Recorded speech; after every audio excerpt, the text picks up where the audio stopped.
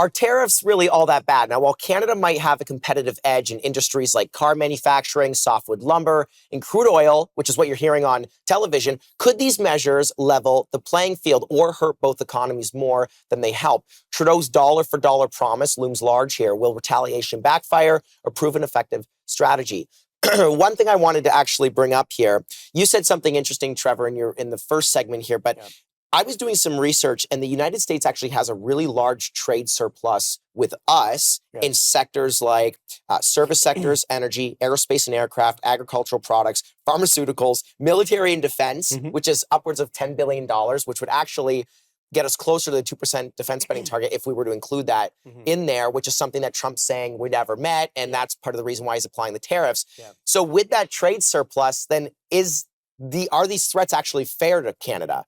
We have such a smaller economy, and on top of that, they have a trade surplus with us on the majority of items listed. If you notice, when you're negotiating with somebody or you're in the middle of an agreement, the very first thing you're got to figure out is what is the reasons behind what you want, and then you want to go knock them down, address them, and finish it. If you've actually noticed in the last probably 6 weeks, you've heard fentanyl, you've heard the border, you've heard security, you've heard military, you've heard trade surplus. If you notice, he's not actually giving you a straight answer on purpose because there's a bigger reason behind this. Right. That's okay. my Okay. belief. I see what you're saying. So while we're trying to go down the list and pinpoint and trying to say, okay, if we buy more of this, we're not even at that point. Well, I don't think we are the proponents of free trade that we say that we are either. Correct. Okay, is that we still have supply management for dairy. There's a good chance. Oh, we place heavy tariffs on dairy. Well, there's a quota system. It's complicated, but it basically means you pay more for milk. Yes. And that has been a large contention. We've already had rulings at some of these trade councils.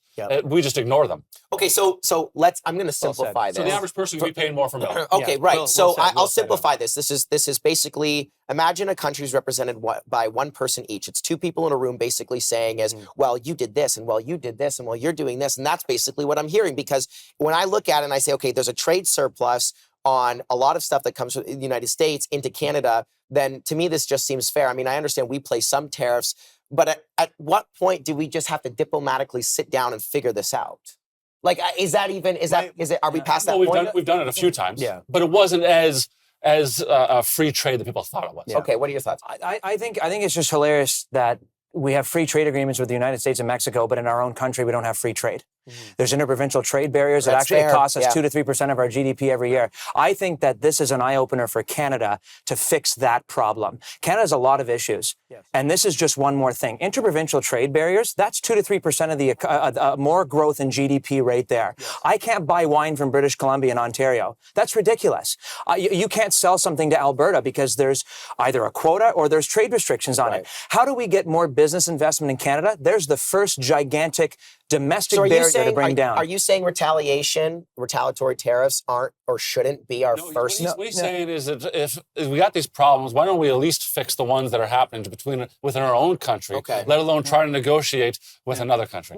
So to his point, we should still be negotiating with the United States. I don't want to end that partnership or trade relationship. That would be foolish of our country to do that. But we also need to now use this as a way to recognize we have our own man-made created problems, stupid old rules from before World War II for trade restrictions. Why would we be doing that to our own countries, our own businesses, manufacturing? I grew up in a town where after the 80s, industry dried up. 12,000 jobs disappeared from Niagara. General Motors, you name it, supply chain jobs. I don't want that stuff to happen again. So I'm we curious. Agree on that, so maybe we should just move on. Well, because I was going to ask Trevor this question because you said something where Trump basically is going to say 25. Use Colombia as an example.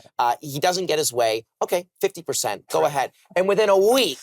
You may everything changes. Actually, within a few days, everything changes. Well, what number do we think is a large number? That's what I'm saying. What's going to make them happy? Well, let me put it this way. If you look at the manufacturing in Ontario, they got 800,000 manufacturing jobs, 3.2 million in a spinoff. Let's argue if it is, it isn't. I'm including people that would be customs brokers, everybody else. You can't argue it. Anybody buying a bagel when they're on the way to work is considered a spinoff job. So it's easily you can get to 3.2 million, if not more, on a spinoff of 800,000 or 900,000 manufacturing jobs. But the fact of the matter is 47% of all those manufacturing jobs have a backlog of only about a week and a half in the United States, meaning they don't have an outlook. So they're the ones most at risk that up to 47% of all of that. We are as Canadians. Exactly. could face layoffs immediately. And Ottawa will not be returning until the Liberal government fix themselves out till the end of March to hand out CERB checks for the people who are going to run out of money, possibly in as soon as 2 weeks. Do you think, I'm curious, you have about 10 seconds here. Do you think stimulus from the government is the way to go on this? It's going to, they're going to have no, if it comes in, they're going to have no choice but to do that. I'm opposed to it. I don't know if we can really, like, whether we're for it or against it, I think it's going to have to happen. Okay, all right. So we'll be right back to discuss Canadian independence, something that we covered in this topic as well. Stay tuned. I'ma rule the world, yeah.